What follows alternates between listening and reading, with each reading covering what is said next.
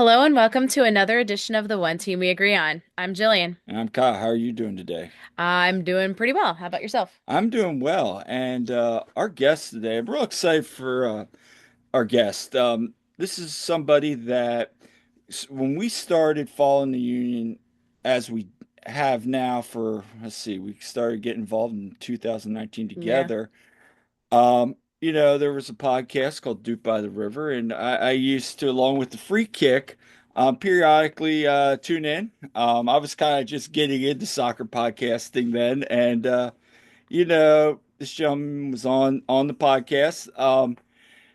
And then we started running into him when we started going to Sons of Ben tailgates and reading some of his writings throughout the years. And as the years progressed, started becoming more and more interacting with him at these tailgates. Ladies and gentlemen, our guest today needs no real introduction. He is now the new Sons of Ben president, and you'll see him around the river end a lot at U2 games, and that's Justin Friedberg. Thank you guys, and God, Kyle, that brings back some memories. Feels like a long time ago. It really was, and I remember listening to those podcasts a long time ago, and yeah, like Johnny and all that, getting his start and everything, just a long time ago. So, Yes. but Very much so. yeah, it's very mess. But before we get started, what are we wearing today, Julie? All right, so I veered off the wearing union stuff today once again because I'm sorry, but it is Super Bowl week and the Eagles are in the Super Bowl on Sunday and I couldn't be more excited and they're going to be wearing the midnight green, so am I. I have my midnight green Brian Dawkins jersey on. So, yes. And I I was slacking today. Yeah, you are. I literally got home, was coaching, and then we sat down. Justin got on. I'm like, oh, I'm still wearing what I was wearing coaching. So I'm wearing my TYR thin hoodie that I wear all the time. That is So nice though. it is nice and comfortable in the winter and They're summer. like our team sponsor for our swim team too. So And I see Justin's got some Sons of Ben merch. So Justin, what are you Yeah, what? I have our the Sons of Ben the Icarus jersey that we designed with Delaware Subaru last year. Um, I the last time I made a podcast appearance on anything, I was on Morning Kick Around last Friday, and uh, I have a bit of a reputation for being a jersey kind of show connoisseur, an aficionado, if you will, and Yeah. I was not wearing a jersey, and I got rightfully told that I was not living up to my brand. So I figured, you know, coming on both as a friend and as a president, I figured, I'm a little slacking in the Sons of Ben merch department, but I am a you know, jersey fanatic, and Icarus does make some good stuff, and I love this jersey, so figured why not throw it on? oh, absolutely. I wore on the last pod we recorded. I wore an Icarus jersey. That was from the United Soccer Coaches Convention from Anaheim in 2024. So yeah, they make some great stuff and They really absolutely. do. They really do. And I know, didn't you, when you were, are you still with Sporting Serotonin? I am And you still guys this do Icarus. Yep, and we are in the process of redesigning our logo and hopefully coming out with another jersey for this season, which I am very excited about the redesign. So stay tuned on Instagram at Sporting Serotonin. It'll be coming out before the season starts, and it looks good. Is all I'll tease. I mean, like we told Paul, you guys have some bangers of jerseys. Like Hmm. throughout the Yeah, years, man. Like every year I'm like, man, they just keep coming. Like I forget which one it was. Was it the hexagonal one that was like, Hmm. oh, this is like 3, 4 years ago. Like it was our really very good. first one. Yeah, Yeah. that was our first season, and gosh, we made the mistake of designing two all black jerseys, Yeah.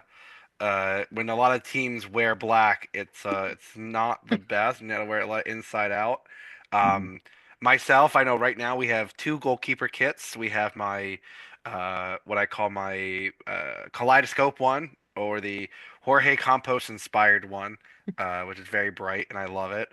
And I also designed a short sleeve because goalie jerseys are usually not designed to be short sleeve, and I have one based on the Bristol City kit from I think about 2 or 3 years ago. That theirs was a honeycomb, so it was a similar design. But yeah, when it comes to sporting serotonin, everyone loves our purple, city, the vibes kit. Uh, Hmm.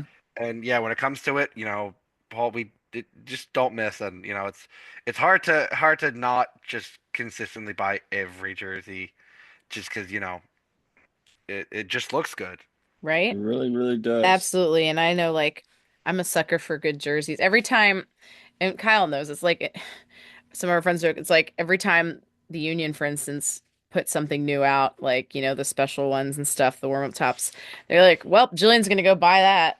So Yep, that's always yeah, that is always um those are your MO now. Like you are the connoisseur, not as much as Justin, but I'm you the are merch the I'm the merch connoisseur. queen around here though. Yeah, Yeah. you are. Oh, I can't. I've toned mine down. I definitely was the pandemic was a big push, and then when I moved out in the summer of 21, it was going through and going, oh my God, I have enough closet space, but I definitely need to trim the amount of jerseys down. So I think I'm in the 40 to 50 range at the moment. Obviously, it grows as I go to, last year I went to another Hartford Athletic game because I love going to USL especially. And I have a friend that actually works for the team, so I try to get up there when I can. And all the time, he's showing me a new jersey, and I'm just like, I'm gonna try to buy it. Like, you're being a bad influence, and my friends know me too well that that'll get me to buy the jersey. Hmm.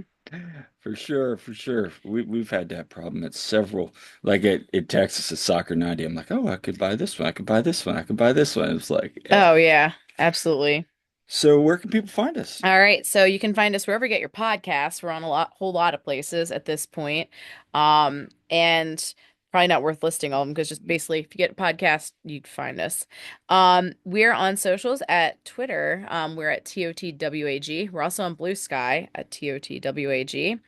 And we're on Facebook and Instagram at The One Team We Agree On. We have our YouTube channel, The One Team We Agree On. Our website, theoneteamweagreeon.com. You can find me on TikTok at Jillian_Almany.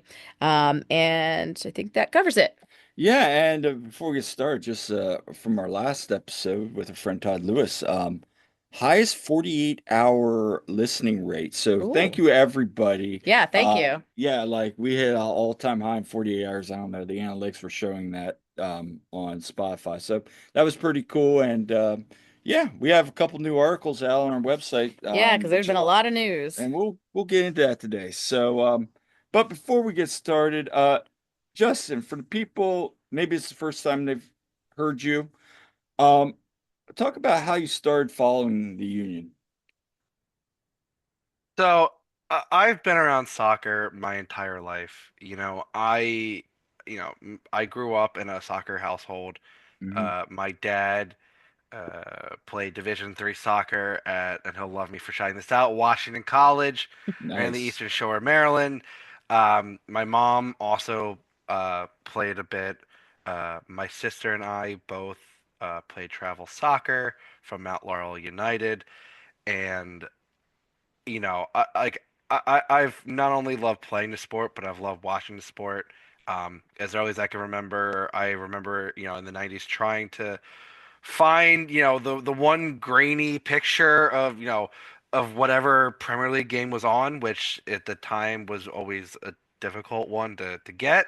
And at the time, for me was Manchester United, and at 5 years old, in '86, I remember watching that treble-winning season, and it kind of got me hooked. And since then, when the link opened in 2003, I remember going to the Manchester United Barcelona game as a part of the same kickoff series, and I could not believe the atmosphere.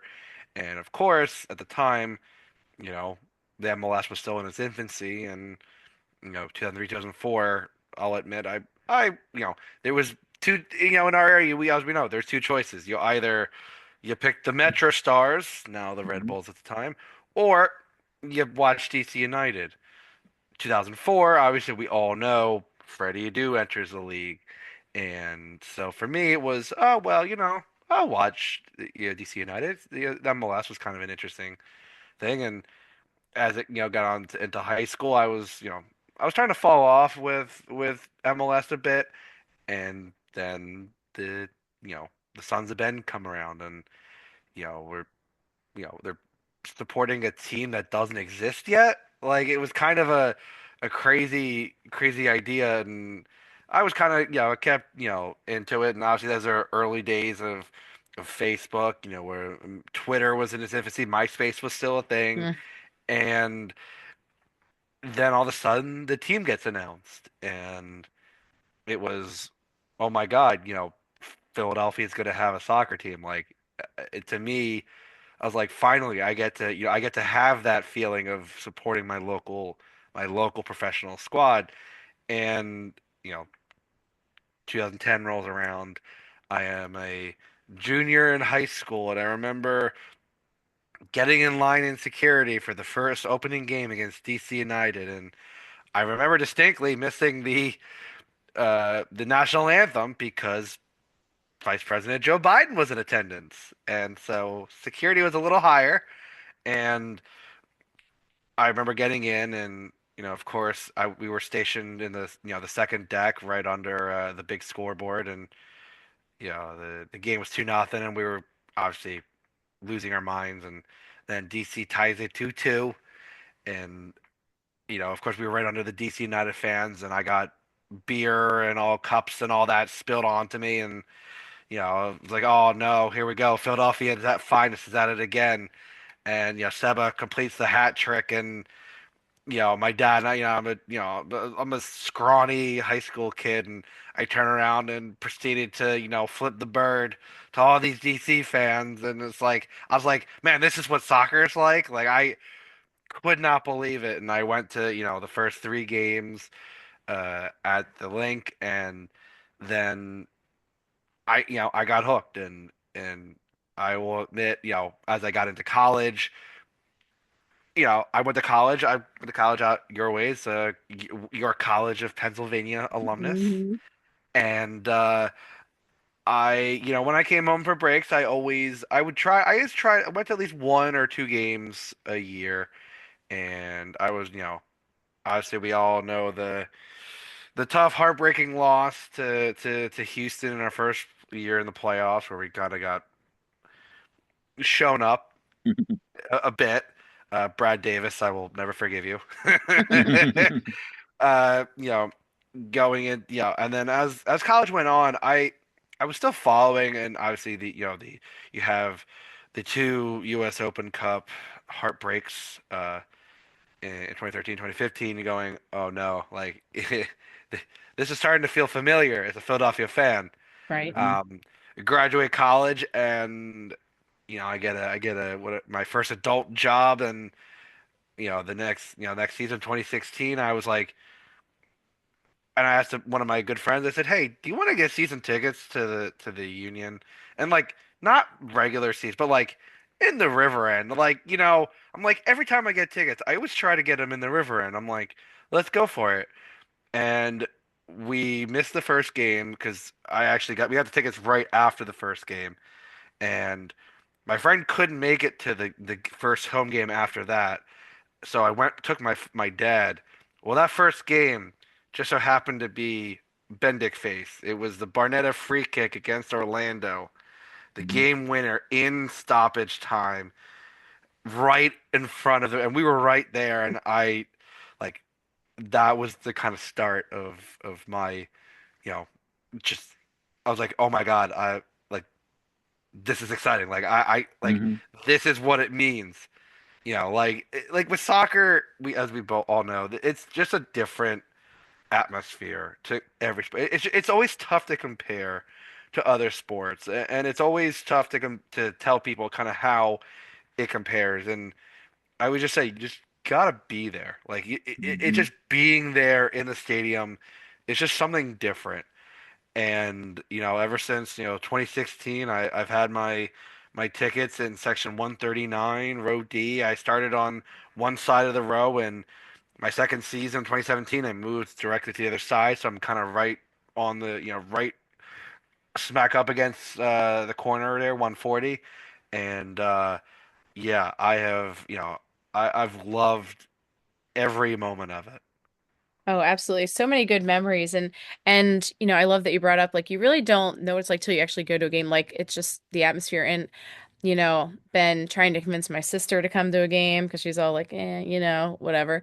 And um like my brother came to a game and his fiance and like they came to a game last year and they came actually well they tried to come to a game, the RSL game, and then they had to leave because they had like an emergency at home, but they came then finally to a game. It was Brujo's last game. So they saw an exciting one, but they had the best time. And I always tell people, I'm like, come to a game. It's a lot of fun, even if you're not into soccer as much as some of us. Like, you'll have a good time. But um, you know, uh, what would be some of your favorite memories then, for the club, like that you've witnessed? So there are a few, and I think the first one that comes to mind, and I think it's just because of the like everything involved in that day. It has to be our first, playoff win in 2019. Hmm. I remember this is before I was really tailgating with the Sons of Ben Foley. Hmm. I was in the back corner of Lot C, way Hmm. behind the boot room and all that, and it Hmm. was pouring rain, and I remember kind of like huddling together under a couple tents, and I remember our dear friend El Parcero Johnny Hmm. passing on a bottle of Guaro and trying to keep warm, and at that point it went from pouring rain to like complete mist. Like it was Hmm. so Hmm. difficult to see, and I remember the moment that Marco Fabian's goal deflected shot went in. I remember, that moment of just like kind of, I'll admit, just kind of blacking out from jumping up and down so much that the blood rushed to my head, and all I remember is my arms flailing up and down as I'm like going ballistic, and like the whole stadium, everyone's soaking wet, everyone's Hmm. soggy. The Red Bulls and their fans have been giving us shit for 100 plus minutes, and like that moment just like I had never heard the stadium erupt louder, and with that being our first real taste of true like, oh my God, we've done something like in a big moment, it was huge. So that really was definitely one of the biggest. But I think you know one that really sticks with me is gotta be the playoff PK shootout against Nashville. Hmm. Or because I was at the Independent Supporters Council conference this year in Minneapolis and talking with some Nashville fans and talking about that moment, and some of them were there, and I remember just saying like, Dre makes those two saves, and Alex Mule skies it over the bar, and I think there's a photo around somewhere, at least on Discord I have, of me just like everyone's going around and I'm just going, like my I'm just going ballistic in my lime green long sleeve and my bright orange hat. And I remember just kind of just being like this was a playoff run. Like this is what it means to, start to have success. And then honestly, I think we can all agree probably one of the top moments is the revenge game, is the 2022 Eastern Conference Hmm. Final.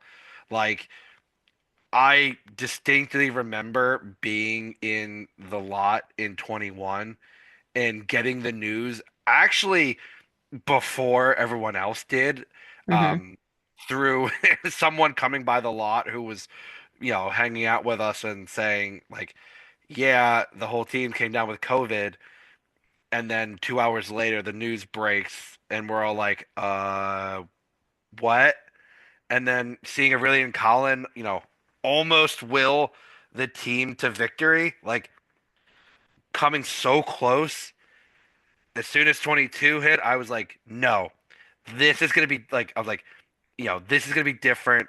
This feeling, and the game was close. We weren't Hmm. sure, and then you know the dagger, Corey Burke, Hmm. Hmm. emphatically putting that home, kind of made it real. Of holy shit, we're going to the MLS Cup final. Like, Hmm.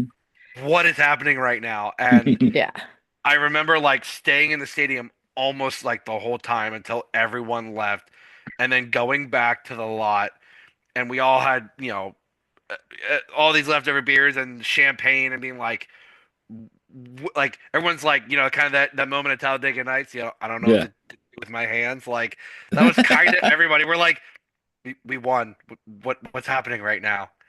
And so like, obviously, all the success and all the highs and the lows of being a Union fan over the years, because there have been lows. Like we Hmm. all Oh know yeah. there have been some lows, and but I think that moment of being like, okay, so this is what we can do, and then obviously, unfortunately, ends in heartbreak that season. But like, I would still say we were in the arguably the best MLS Cup final Hmm. like Mhm. in history. Like I don't think it's really a tough argument to say that that was one of the most entertaining finals that I've ever seen. Whether it was heartbreaking or not, For sure. that's kind of the energy you want. And to be like, yeah, my club was a part of that, kind of fills you with, obviously some unfortunate, screw you, Gareth Bale.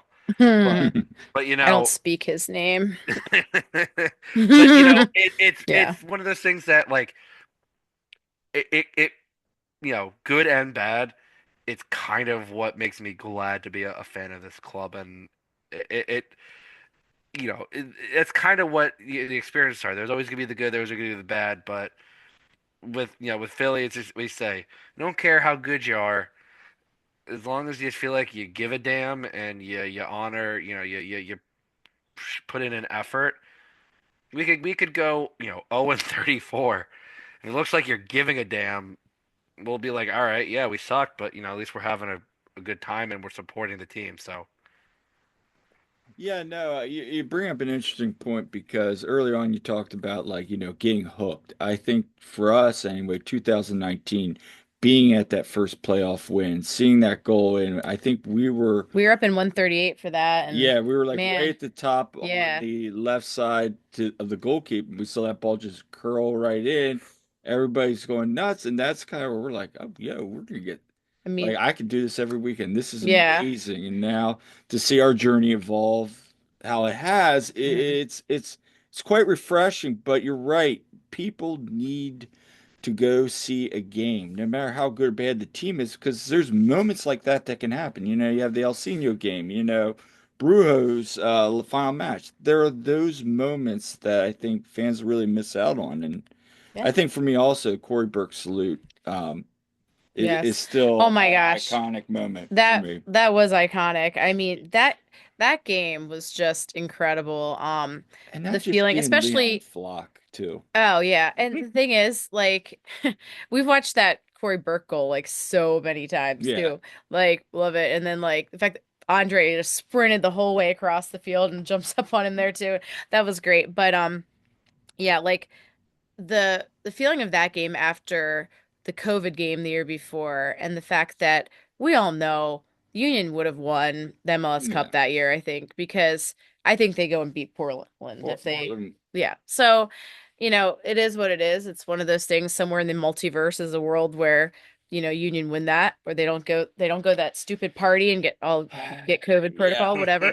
But, you know, um, but it's like, and even like the MLS Cup, like even if I could go back and I'd know the outcome, I'd still go to LA. I'd Oh, still go through all absolutely. that. It's That amazing. hurt like, crazy seeing how that ended, but what an experience going. And that was such an entertaining game. It was very stressful those last couple minutes, but you know, it was definitely some memories. So, yeah. Yeah. And then speaking of the Union, now we're in the off season. We're less than what now, 3 weeks away. We're under 3 weeks away from It's coming up kickoff. soon. Um, the 2025 season. Uh, Justin, what have you been your thoughts of the all season moves? You hear fans saying, "Oh, we need more, we need more," but I'm curious what your thoughts are. You know, listen, as much as I try to, in the off season, I always try to not do a social media cleanse, but I always try to like kind of back off because, you know, social media can be a tough place to be on for a lot of reasons, um, especially these days. But I mean, listen, I hear all the talk. I know, especially early on in the off season, you know, Jim getting let go. One signing up until, especially to the new year, not having a coach, um, then, being linked with a few people who didn't never went as much farther than a rumor that didn't seem to get off the ground, then getting a coach, and then obviously the McGlynn trade, the most recent signing. Um, like I've been telling people, I kind of don't know how to feel because again, we don't know what Carnell's pressing system is going to look like. Like a lot of people look at his time in St. Louis and say, "Oh, well, it was a failure." It's like, well, no, his first season, that expansion side overachieved and Right. got Mm-hmm. first in the West. Now they got thumped Mm-hmm. by KC in the playoffs, but like the underlying numbers showed that they were a pretty dominant offensive force. Hmm. And it wasn't like they had one guy scoring 20, 25 goals. The scoring was pretty spread out. And, obviously his second season was not nearly as good. In fact, it was abysmal to the Mm-hmm. point Right. where he got let go. I've heard conflicting stuff from St. Louis fans as to whether they Yeah. liked him or Same. not. Same. Like, it's kind of a tough gauge. And same thing when we got Sam and Dinner in. Like, Mm-hmm. Hmm. a lot of mixed reviews. So it's like, okay, there's a truth somewhere in that middle, and I'll be honest, and I've said this, and obviously it's not always the most popular opinion, but while I love Jim, he was a great guy, a great coach. I think you could understand the move to move on. I think it's one of those things where people say, "Oh well, he was doing a lot with a little," and he was one of the longest tenured coaches, and they'd point to Peter Vermees, and I'm like, well, that's another coach that probably shouldn't have his job, and he's won titles, he's won, cups, and so when it came down to it, it's like, okay, I can understand a refresh. Um, Obviously now the pressure being ramped solely on Ernst, I think that's Yeah. if like that's a pretty clear signal that okay, this is Ernst, this is your guy. Show why the decision was right. So there's a lot of unknowns and a lot of question marks, and it's mainly because we don't know what the team looks like. Now, obviously, we've heard, the team talk and say how, everyone's pushed for their positions and, the energy's up and the practices are a little harder, but they've gotten enjoyment, and I think I will say it's kind of like with most things, they might be the most informed, the most in shape team in the league. Whether that translates to results, we don't know. But I think the unknown and the kind of uneasiness that we have is kind of leaching into tension and uneasiness, and I think it's something that you can't totally combat, but you can do your best to not stoke the flames because it's like let's give the guys the coach a chance. Let's give the guys a chance to figure out if this system works for them. And so I've tried to go into this season kind of being like, you know, win, lose, let's bring the vibes back. Like that's Hmm. kind of what I like. Bring the excitement. Bring as much of a positive energy as you can. Because listen, the results might be tough, or we might start 2 months into the season, top of the league. We don't know. We could be wooden spoon contenders, or we could be pushing for top four. I, I honestly don't know, and so that's kind of like it's been a while since we've had this moment where it's a lot of unknown, but I kind of like that. Like I like to kind of have that feeling of like I have no idea what's gonna happen, but hey, let's enjoy the ride. Yeah, absolutely. I mean, I'm trying to approach it that way too. It's kind of like how I've looked at the Flyers like the last 2 years. They're building and let's just kind of enjoy the process here. And they could overachieve and, everything. But as much as I mean, I love Jim to death. Jim, great person and everything, and great coach. And, that being said, yeah, like I'm like, all right, let's give Carnell a chance.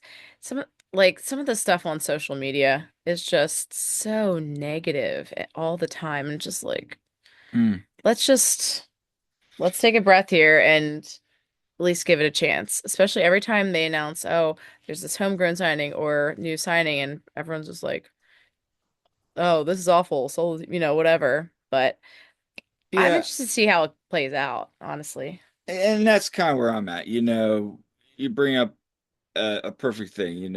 Ernst put all his chips on the table Yep. with this, moving on with the Cardinal from Jim. So now at the end of the day, there's no one else to point a finger to. So he's got, he's either gonna be right or, Hmm. it's not gonna work out. So, but I think at the end of the day, we have to give it a chance. Everybody, fans, everybody covering the team, they got to give Carnell a chance. You can't go in. You got to be objective and call the balls and strikes the way you see them. Having said that, I am very intrigued on this season. And we're gonna get into it right here in a second, but with some of these moves that have been made, obviously Jack getting shipped off, as much as I'm a huge fan of Jack McGlynn. I think it's very fair to say he did not, always fit the system that the Union are trying to play. I think Houston's gonna be a much better fit. Yeah, and when it comes down to it, you know, we want to see him thrive. We want him to Exactly. go be successful wherever he goes. I mean, yeah, big fans of Jack here. And, you know, again, I think, we've said this before, he could very well just be a rental in Houston and go on to Europe. It could just be a Yeah. stepping stone. But and also him going and representing the United States, with the national team and everything. We'll continue to follow him and cheer him on. Just as I think Ale said on Jack's post, it's like, just don't score against us because I'm going to tackle you, is what No, Ale said, which was funny. But yeah, so and being the fifth team, like you said, Justin, in the league this year, we got like young players. We also have yeah, a lot of veterans that have a lot of wear and tear. So it's gonna be interesting. There's a lot of unknowns, yeah, and just I am so intrigued by this season just to see some of these younger guys I get am up too. mixed with some of these veteran players Yeah. that we have. Yeah, And because we've seen you too, like tons. We've seen a lot of these younger guys, tons. now we And know the jump from MLS oh, next for pro sure. Jim always is would say big. that. I am intrigued to see how some of these guys, if they get a chance, what they might do. Guys like CJ, like Frankie, Neil, some of these guys, see if they get a chance and what they can do because we've seen them play at a high level, um, at the next pro level, of course. But you never know. We can see how they do. It's yeah, yeah, Justin. So we're gonna talk real quick here. Couple moves last 2 days since we last recorded.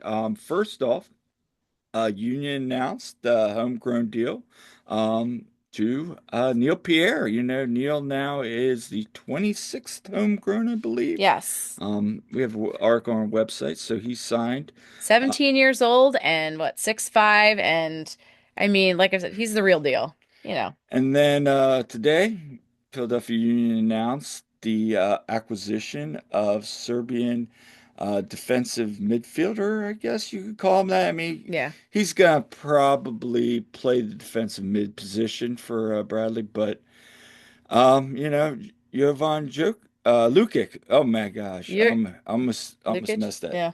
Yeah. So Lukic. I believe. Yeah, and I think that's how we say it correctly. But Lukic. Yeah, so and he's gonna be signed through this year, and then he has an option, I believe, 28 and 29. Is that correct? yeah, we'll have to double check that. But Yeah, I think it's yeah. So, Justin, I'm curious your thoughts on those two moves. First with Neil, and then Jovan. So Neil, listen, as you both know, I was at pretty much all of the U2 home games, yeah. and Neil, man, he is a beast. Like Mm-hmm. for someone his size, because when like taller Mm-hmm. center backs are a good thing, but also when you think tall, you think lanky, you think cumbersome, you think someone who's gonna be a little slower.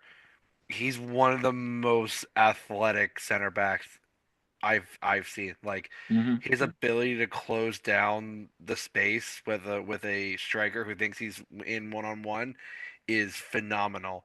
And I mean, listen, the last 2 years, he's been in the best 11 for the GA Cup, Mm-hmm. and not purely just because he wasn't even the best center back in the tournament, Hmm. but just because he was one of the best players on the field by far.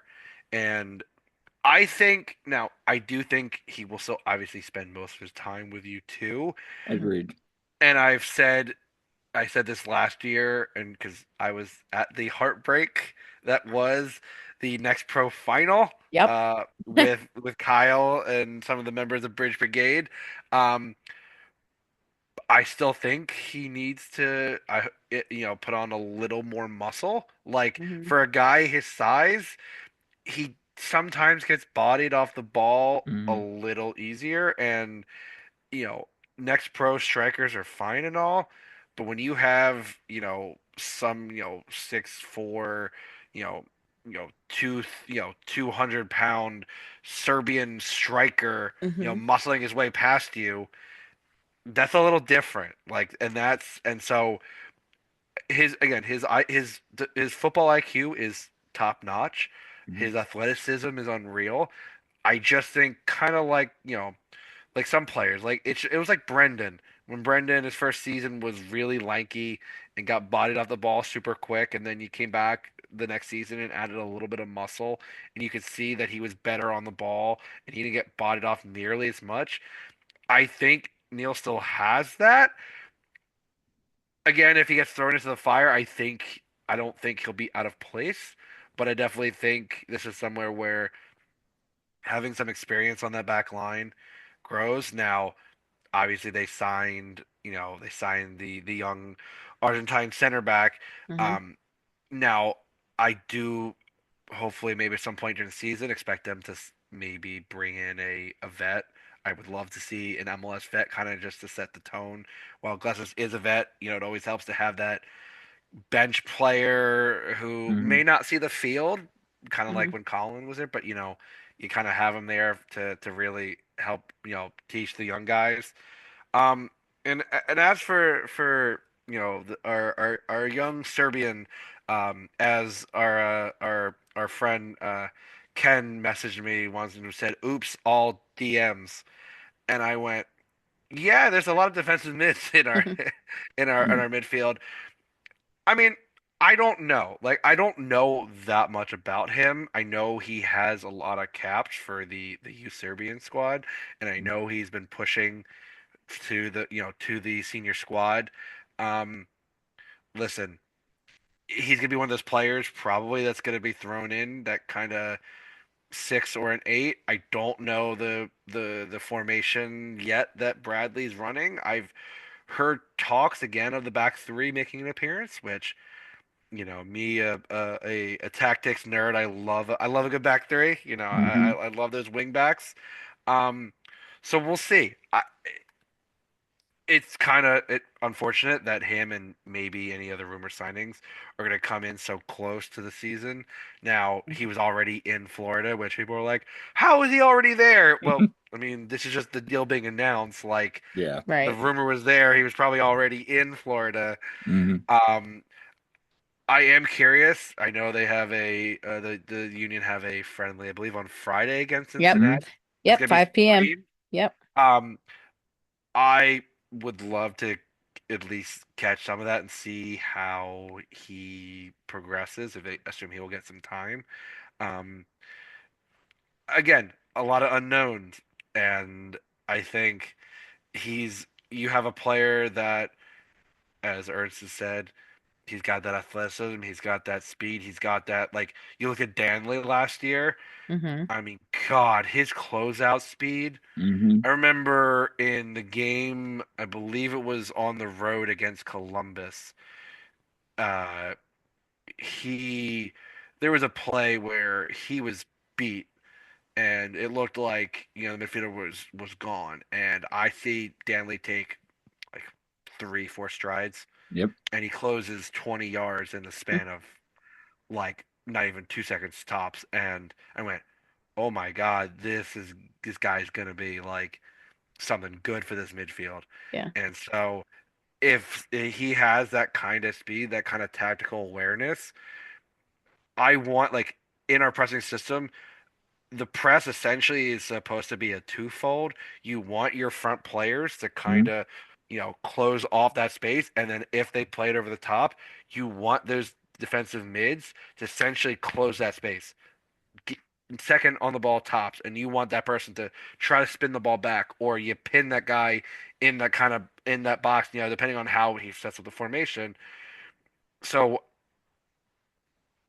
again, a lot of unknowns, but I'm kind of curious. Like it, like kind of Right. like it breeds something where I'm like, I don't know how this guy is gonna play, and I'm kind of okay with that. Like, it's not the flashy name that obviously we all would love to see, but hey, it's at least something, and it's at least something that we can build on. However, Bradley sees him fitting into this new system. Yeah, it could be like, a Kai Wagner situation for all we Mhm. know. He could end up breaking out. And one thing I'm actually really excited to see is Danley, with a full, preseason, full season with the Union, see what he can do. Because, yeah, he really showed some good stuff in the short amount of time that really he was there for that season. Yeah, no, I think you could even see, a diamond of Gazdag up top and then Danley Sullivan and then, this new guy playing that defensive mid at the top of the spine. So, I mean, that would be very curious for me. And I think that because Danley's played that kind of outside for Haiti at times. So it's curious, I just now again, their highlights. I know Mark had put together YouTube with all the highlights. And again, you see the quickness, you see I said kind of bully ball, but it's almost like skill tactic, like how he can just make those turnovers. So he'll be one to watch. Now, could he turn out to a Kai or could he be like a Richard Odata who, you only make see a friendly and then he's spending time down you too. Who knows? Or he could be sexy season. He can make all Yeah. this all this push and then literally never see the field. Yeah, Yeah. exactly. Yep. Exactly. So again, a lot of unknowns, and I think that is to your point, like, some of the fans' frustration. But, you know, one of the things I want to ask you is we know Parnell came up in the Red Bull system. He understands that press, he understands that kind of style of play. What do you see with this current roster outside of these unknowns who could benefit from that style of play? And who has a really opportunity to shine that you're kind of like, man, I can't wait to see this, Um, it is going to be interesting because right? I think there's this misconception with the Red Bull style system that it's going to be go, go, go all the time. Right. And we've seen with past Red Bull teams where by the 65th minute they're gassed, and if they're not having a commanding lead, they're starting to self-capitulate. Um, I think, we've talked about Danley, being someone who could benefit. I think two people that really could benefit from this new, I'd say three people that could benefit from this new system are gonna be Mikael Ua because I think he's not given credit for the pressing that he's done in the gym system, and I think he still had double digit goals this season, and I think a lot of people were ready to label him as a flop when like him and Ty were clearly starting to work well Hmm. together in the second half of the year when Ty finally got Mhm. going. So I think he's one that could really benefit. Um, I'm gonna say a CJ Olney. I think is someone who, if you're gonna give the young guys more opportunities, Hmm. CJ is what I think Jack could have been if he had a little more athleticism. Because I loved Fair. Jack, Hmm. but the defensive side of his game was not the best. He was not the most athletic in terms of, the recovery pace. He was a deep lying midfielder, a la a Pirlo, that's going to sit back, is going to ping a 30-yard ball over the top. Well, CJ can do that, but he also wants to bring the ball up. He wants to connect with the midfield. He wants to be able to help shape and help, supplement the attack. Kind of like I could see him turning into, how Ollie's been in a lot of his career. So he's one that I can see.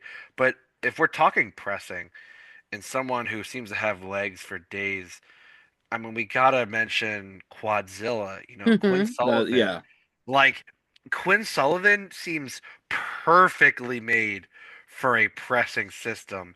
He's someone who, first minute, 75th minute, I don't see him getting tired. I just see him constantly going and going and going. And I know, that can be a little bit of a product of youth, but he's got that athleticism that works so well. And around the box, he is so shifty. He can just create, those interchanges. And I think having a little more of that athleticism, a little more of that impulse to kind of just go and kind of just try something and see if it works. I think a lot of that influx of youth, while you still have some vets, is going to help. And I think Quinn could be the major recipient of some, obviously some, increased time, which I think could lead to some increased, scoring chances. And I think I'll say it now. I think there's a chance. I mean, I think he's putting up maybe 8 to 10 goals this season, and I think that would be a big step for him. And I don't see why, in this new system, why he can't help to get close to that number. no, I tend to agree with that. I'm also very intrigued by Danley. Again, I'm curious to see how he does in this new system. Um, Especially, if you can get some of these balls over the top, like you said with Ua, how does he, from these, because, you know, Carnell said, 60, 30, 10, Hmm. goals in transition, attacks in transition. And that's something we saw in 2022 with Ua, where Hmm. there's a lot of times the ball gets turned over and he makes a run. Yep.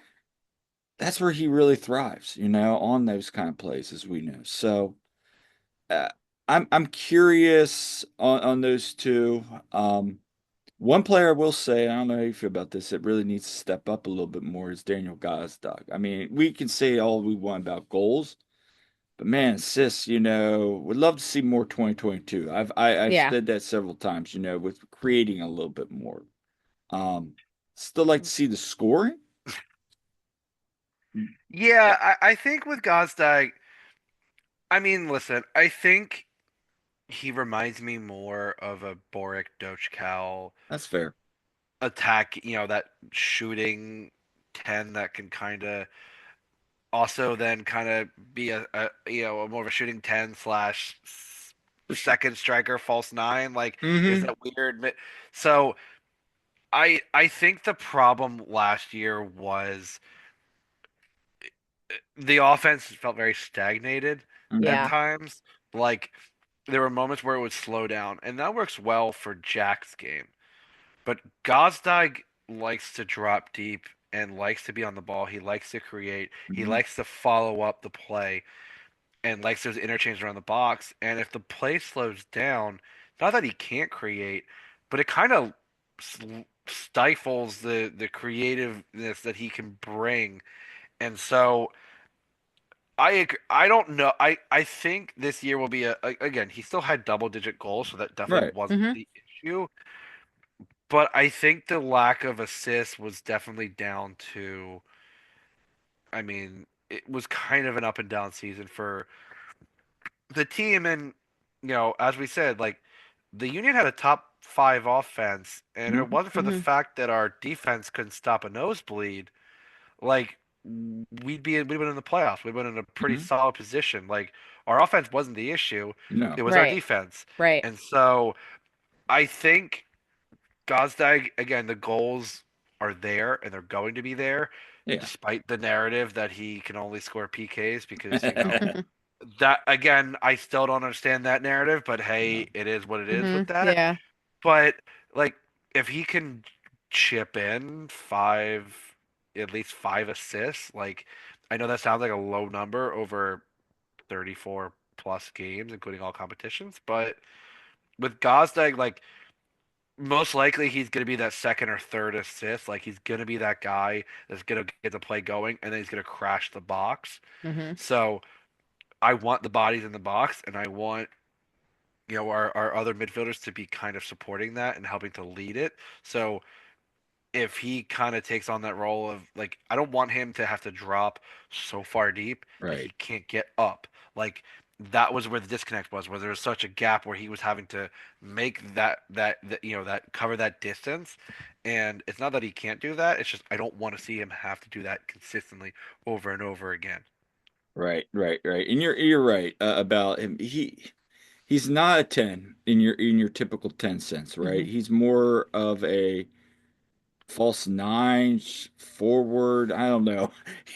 I've never really understood, but what his real true position, if he has one, But again, I agree with you there that when he gets in the box, he can create Hmm. goals.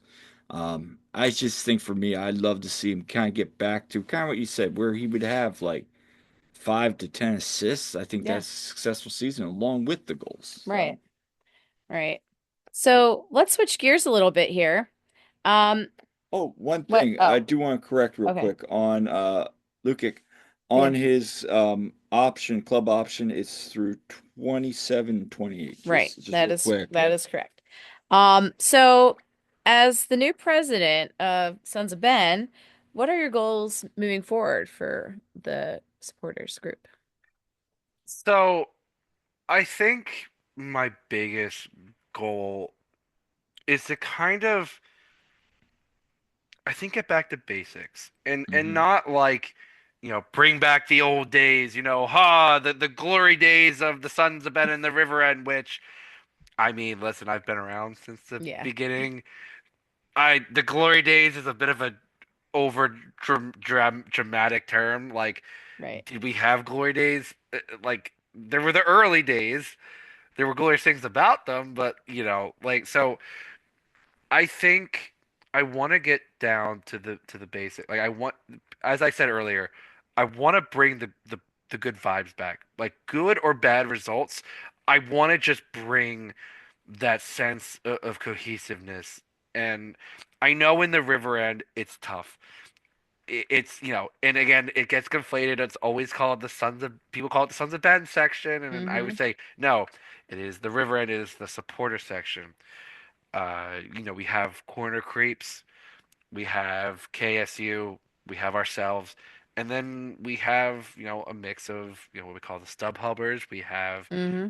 people that aren't going to cheer the whole game. Like there is a an element to it where there are things, not working against us, but there's a lot of stuff that, obviously that we can't control. But the things that we can control, we have, we're gonna have a new influx of capos coming in. Hmm. We're gonna have some new drummers coming in. Um, I I just want like if one thing comes from my presidency, I just want the fun to come back. Hmm.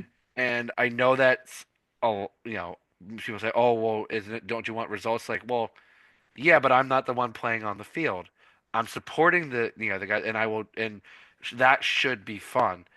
And I think as as we've had the success, and I think as the old guard kind of has gone out the door, and the new guard is going to come in. There's this, I don't want to say the lack of fun, but the vibes have definitely shifted over the years, Hmm. and I think when you get so used to success that last year seems like an abject failure, which by our lofty standards, yeah, I suppose so, but you're finished one spot out of the playoffs, and it truly isn't the end of the world, but No. to us, it understandably it can be a bit of a pivot, and obviously I understand the fans are pissed at the ownership. They're pissed you know, at Ernst. Um, but we're not the sons of Ernst. We're not the sons of Jay. We're the sons of Ben. We are supporting the union. We're supporting the 11 guys starting and all the guys on the bench and the coaches. That's what we're here for, and that should be fun. And really, I think that's my main goal, is to just kind of have it be fun. Like win, lose, I want us to have a good time. And I get that it's going to be trying times this year. And I'm not oblivious to that. Like I know it's Right. going to be a rough season one way or another. Hmm. But all in all, I just I want everyone you know, to be able to have a good time, and whether that be through, game day, whether that be through new merch, which we have our new merch director who Hmm. I am very excited to work with, Jeremy. He's got some amazing ideas. I'm really excited about the ideas that we have for this season. Um, we have our new member at large, Dawn. Um, everyone and I've mentioned to everyone on the board this year, listen, I know it's been tough the last few years, and I'm not expecting, I have taken over from Ryan, who has been around for a long Hmm. time, and he brought a lot and helped bring us into this new era of the Sons of Ben, and I have I thank him for that, and I want to be able to take this mantle as president, and you know as I said, I think a good leader is someone who allows the people that are already in place to do their work and support them where they need to, and I want to be able to do that. I want to be able to support my board members and support my members in helping to drive this group to be, the best it is. Because as I always tell people, yeah, I might be president, but I'm still going to be the guy handing out your beer Hmm. at the tailgates, because like that's where I have fun. That's where I have. But when I need to step up to leadership, when I need to be that person, I will. But to me, what's fun is the vibes Hmm. of the tailgate, and to bringing that kind of atmosphere back. If I can do that, then I feel like I've done a bit of good. And so really, that's one of my early goals, is to just bring that atmosphere, that energy back, because it's been tough, and it will be tough. But, regardless of what we don't know right now, what I do know is that, we're all still forever supporters of this team. We all put our time, our effort, our hearts into this.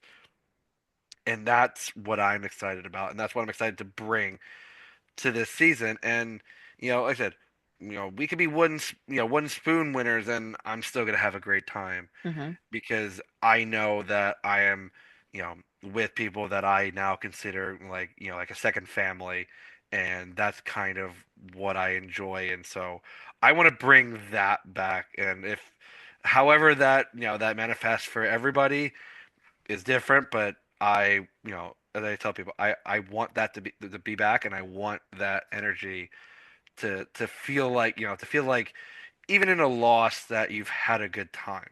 Yeah.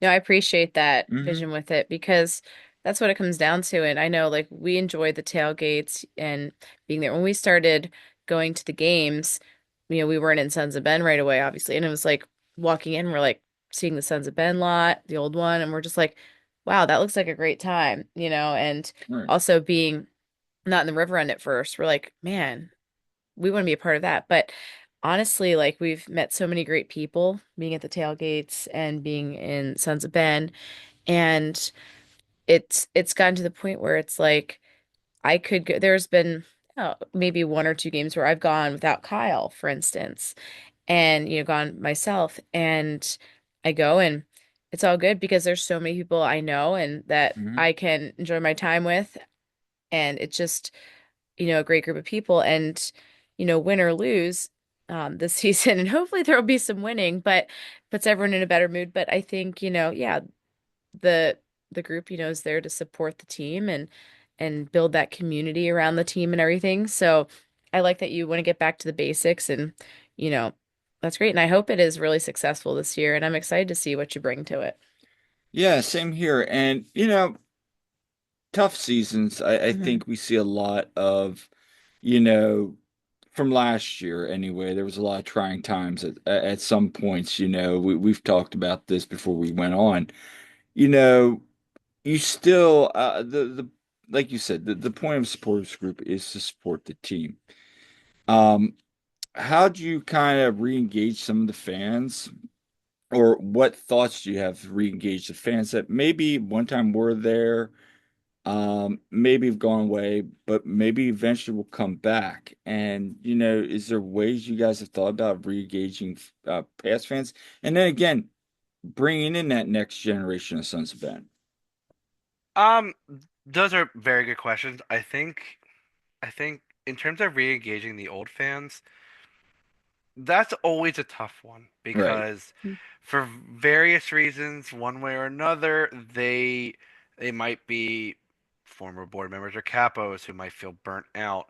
They might be people who, you know, were there during the early times and, you know, felt that the group lost its way, or that things change, and or they might have bad experience, and so that now they're part of the contingent online that admittedly has had some very valid points about how there's been that kind of animosity and sometimes tension.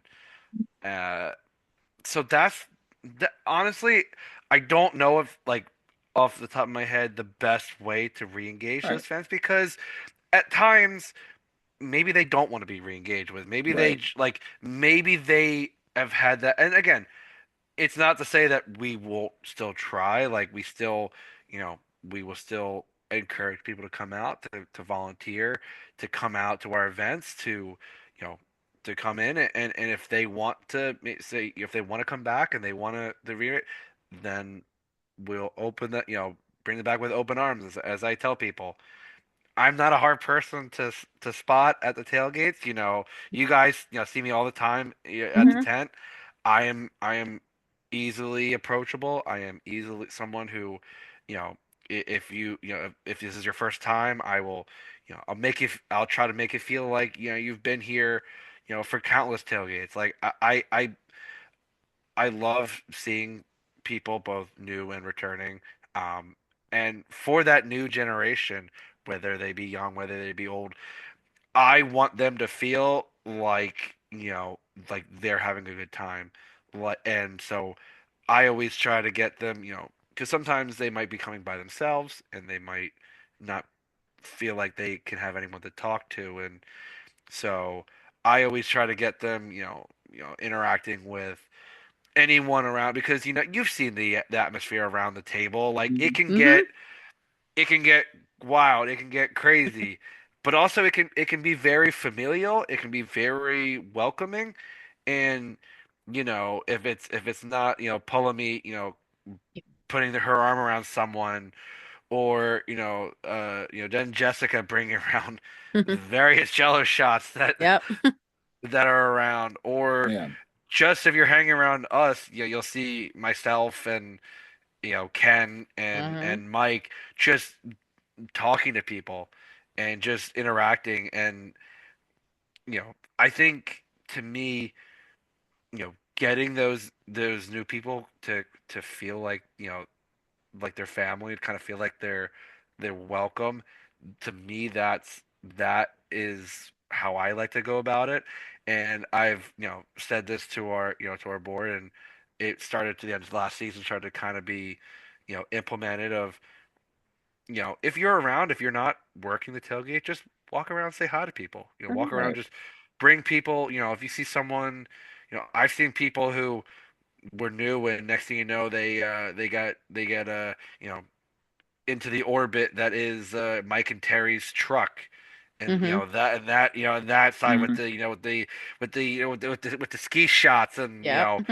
and all that. And like, you get over there, and all of a sudden you're talking with with a ton of people, and you're really getting to involved. And then you know uh, get involved with with the march in. I know, you know that's how some people have gotten to become capos, or start to get involved, Mm-hmm. is just really joining in on that. So you know I I definitely think that that is a big thing for this year, especially with the uncertainty. I think having people feel like they can make a difference, or they can at least, you know, become part of something larger than themselves, to me, always is fun. At the end of the day, I love, I love, volunteering at the tailgates. I love, working the game days, because to me, it's become something where it's like, yeah, am I getting paid for this? No, but am I enjoying myself? Yeah, I'm having a great time,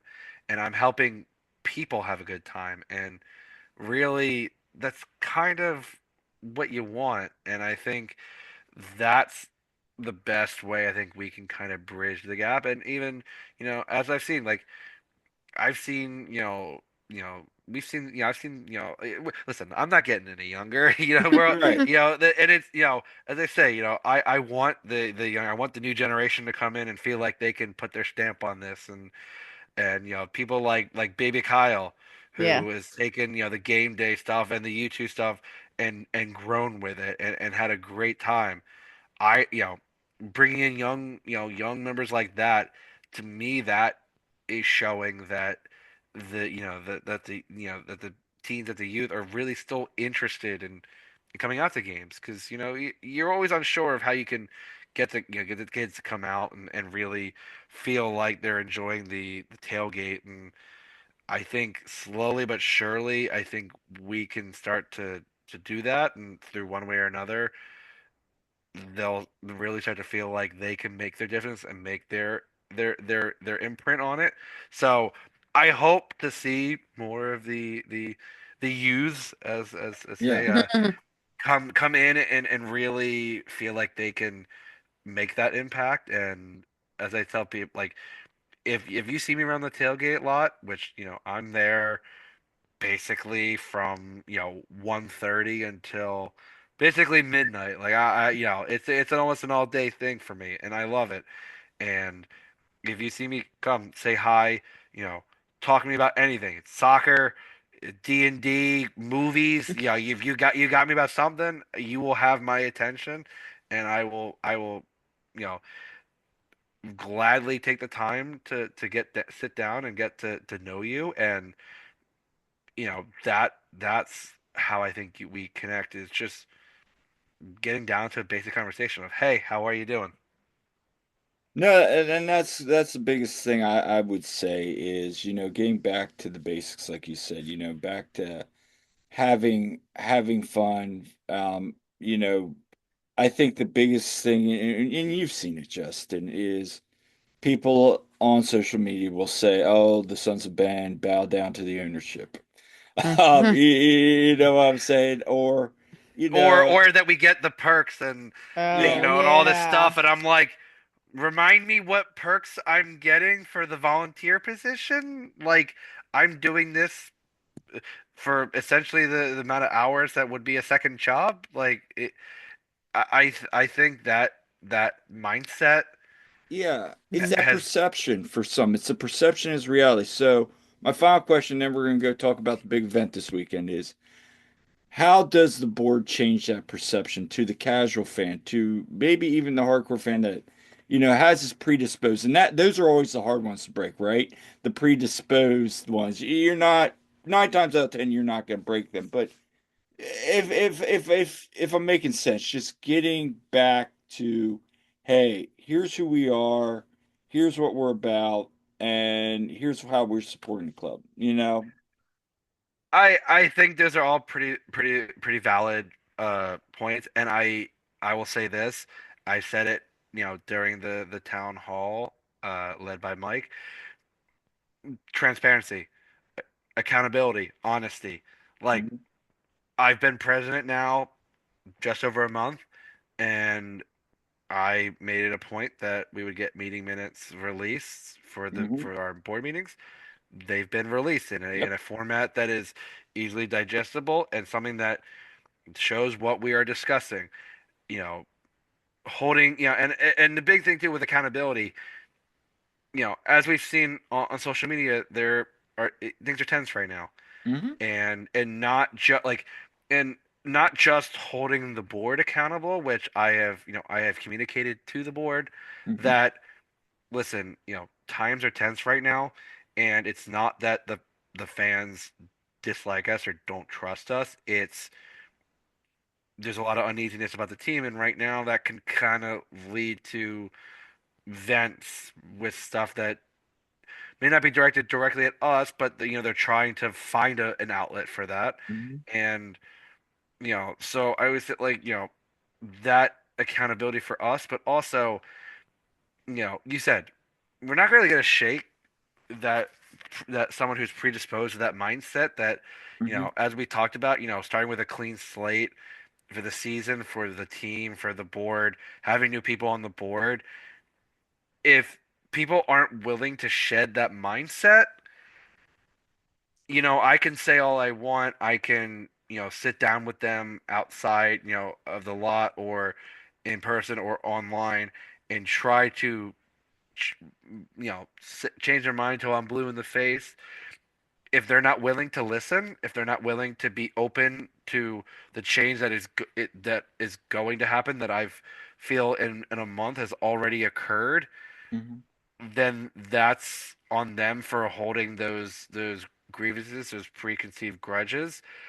And I'm not gonna shame them if they're still members. They're still members. They may not love the board, and may not, but that is what it is. But I can hope to at least try, and as I say, like I'm reachable, you know, via email, via Facebook, via Twitter, via Blue Sky, via Instagram. Like Right. I'm around. I have been very open and transparent about if you DM me, I will respond. It may not be the message that you're willing to hear about if I'm not willing to, you know, protest the team right now. Hmm. I will give you the open and honest reason why I don't feel that at this time it's a productive, use of our time, but that it will be 100% considered. And trust me, it's on our radar. And so, at the very least, if as I said, if people don't love what I have to say, at least they'll be appreciative that I'm being honest with them and being direct with Hmm. them because, you know, at the very least, that's what I try to do, and that's what I always try to. I ran on, and that's what I try to be there about. Is listen, I might not, as I say, I might not be everyone's cup of tea, but at the very least, I'm going to be to the point, and you know, whether that's something that people want, that is up to them. But I hope that people will at least understand where I'm coming from, and it's a place of passion, it's a place of supporting the team, of being there, of someone who's been around the sport basically since I was able to walk.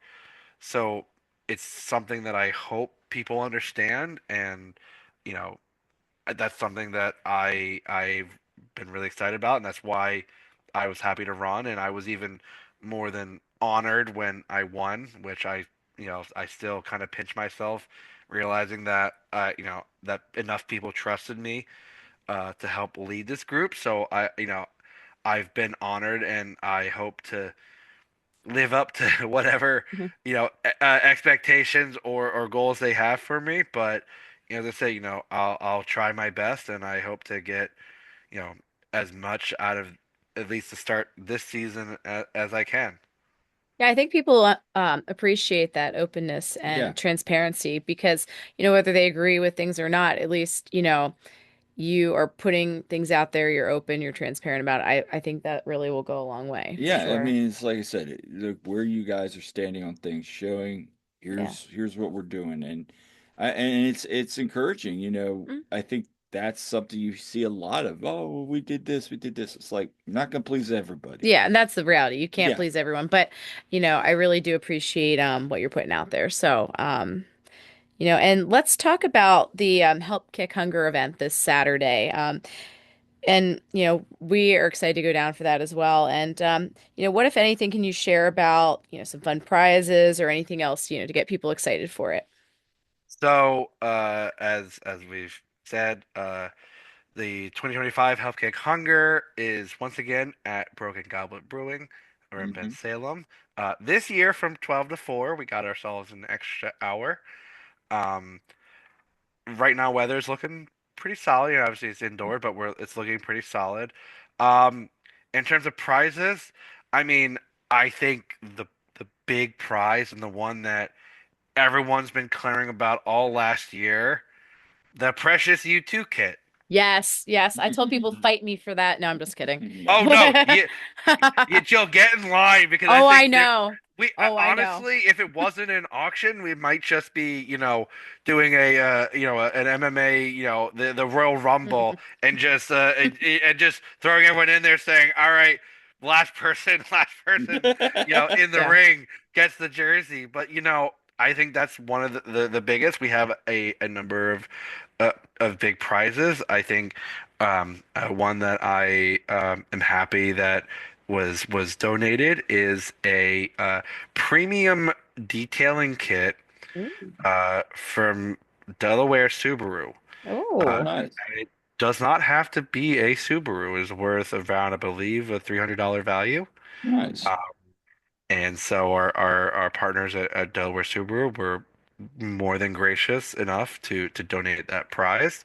Uh, we have a few other prizes, including some of our local pub partners, like Zed's Brewing, has donated a little bit of a prize pack. Uh, gotten a local winery that my father has still worked at Amathea Vineyards down in Mm-hmm. Atco.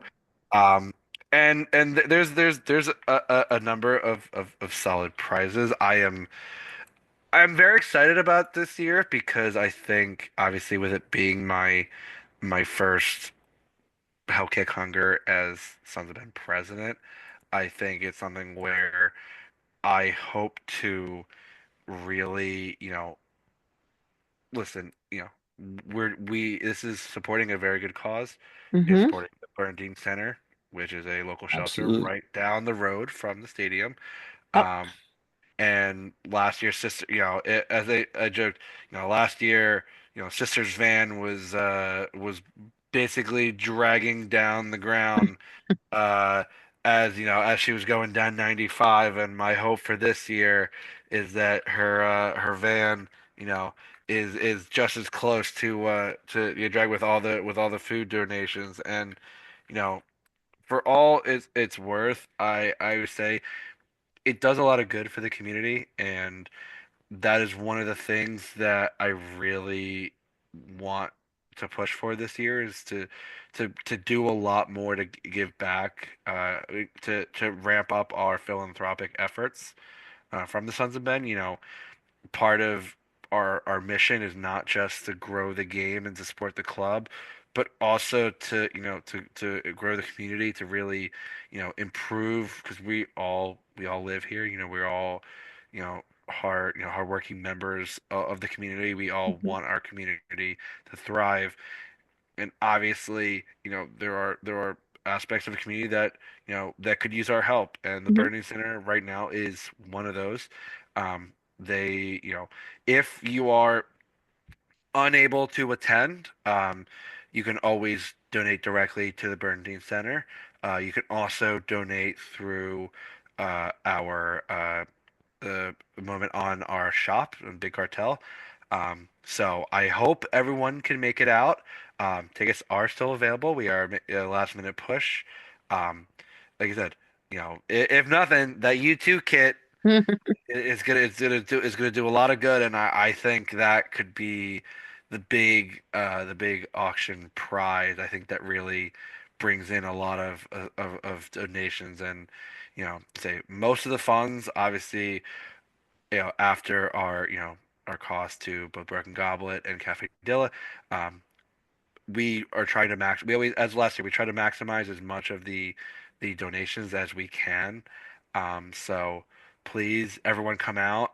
As I said, I know times are a bit tough right now. I know, obviously, there are a lot of uncertainty in the landscape of this country, of you know cost of goods going up, of everything, and with that also the team's performance is not great, so there's a lot of unknowns, a lot of doubt, but at the very least, if you can do, even if you can't go but you can bring by food donations, we always appreciate that, and I think you know doing some good for our community, I think is the very least we can do, and I'm more than honored to help be a even a small part of this push to do a bit of good.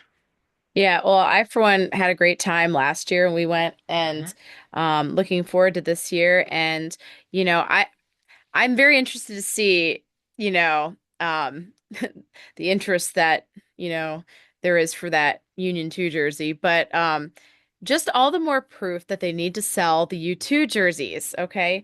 Don't even get me started on that. Yeah. When we were at Frisco Yeah, and Wisconsin. that we saw like they were selling the North Texas ones, before the next Pro Cup, and we're like, yeah, why can't Union 2, sell theirs? But anyway, I digress. I could get on a whole soapbox there. Yes, you could. I could. But yeah, so we're looking forward to a great event, and I know like earlier in the week I was like, "Uh-oh, weather's not looking great," but it kind of shifted, and now, tomorrow's looking like not Yeah. good. So I'm glad that, it looks like it should be good, and I hope there's a good turnout, and looking forward to it. Yeah, and you guys are accepting food donations like last year, correct? Correct? Yeah, so yeah, if you're listening, you're going, anything, any donation, big or small, is greatly appreciated, obviously. And yeah, we're looking forward to the event. It's going to be an exciting time. But anyway, Justin, this has been a fun fireside chat, so to speak. I really appreciate your time. Where can people find you You can find me just about anywhere. at? Facebook, obviously, I am Justin Friedberg. Uh, on both X and Blue Sky, I am at Union Nut 26.